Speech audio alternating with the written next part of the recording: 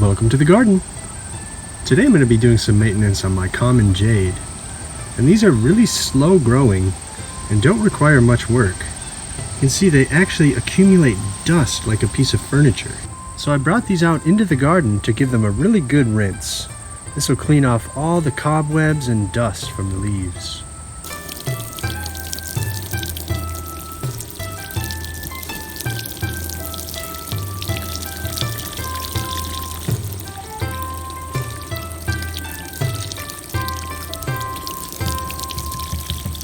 And what a difference that makes. It really livens them up. This way they get more sun and they can breathe a little bit easier. Plants actually breathe through their leaves, so this will really help them out. And this is why I like to saturate my soil every now and then. All these little bubbles are trapped inside of that dry potting soil. So we're really saturating this and soaking the entire soil. The last time I did anything with these, I down potted this plant into this really tiny pot. You can see it's even smaller than these stem cuttings over here.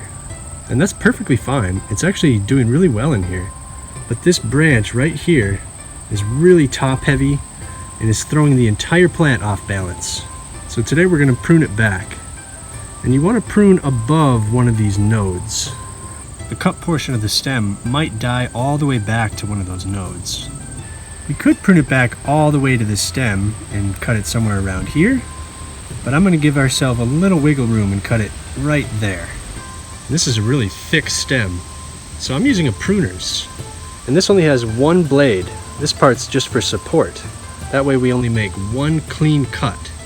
If you're using just a regular scissors, you have two blades that meet in the middle, and you kind of get a jagged cut.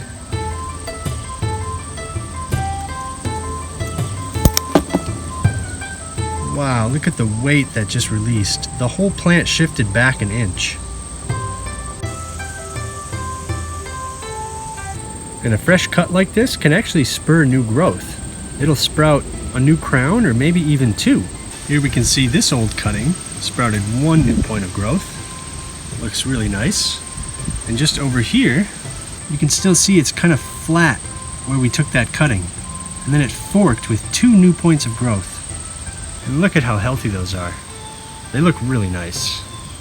Just look at the size of this cutting we took.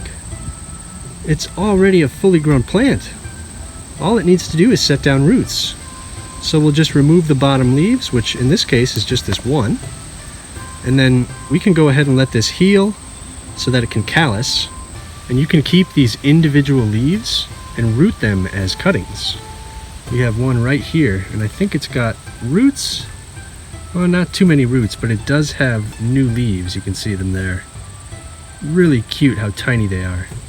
I had a few here that I just neglected and let dry, so we'll get rid of those. But these ones are still going. Check them out. We'll just clean them up a little bit here.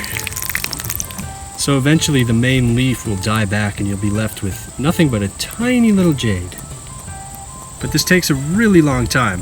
So you can see we get a massive head start by using a stem cutting, especially a really big one like this.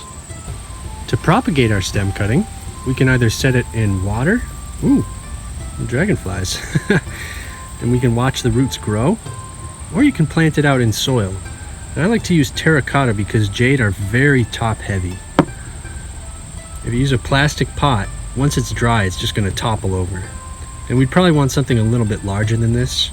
But I like to set it in an empty container and then backfill in around it. That anchors it in really well. And we can actually do this the day we take the cutting if we use dry soil. It'll callus in the dry soil, and then once we go to water in a couple days, it'll start to set out new roots. And that's how we grew all of these little plants. These were all stem cuttings at one point. But now they've successfully rooted and are doing really well. And leaf cuttings are even easier. We can just set them out on the soil and they'll root and set out new growth all on their own. You can bury a little bit of the stem side, just like that. That way the roots will seek out new moisture and they'll still get a little bit of sun. Give them one more nice rinse. They really look wonderful after a nice cleanup like that. And after about 10 minutes or so, I'll make sure to pour off any excess water.